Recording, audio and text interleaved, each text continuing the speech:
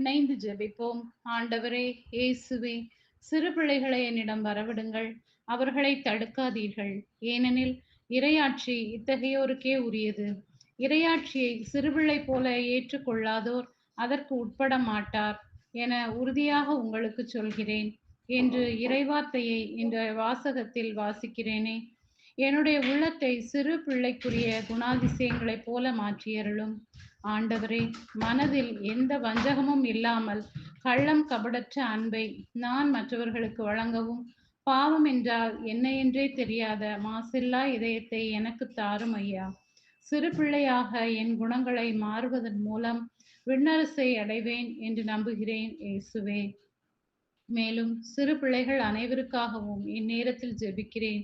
ஆண்டவரே, மாசு மறுவற்ற அவர்கள் உள்ளத்தில் நீர் தங்கும்படிக்கு அவர்கள் நம்மை தயார்படுத்திக் கொள்ள நான் அவர்களுக்கு ஒரு உந்துதலாக இருந்திட எனக்கு அருள் தாரும்.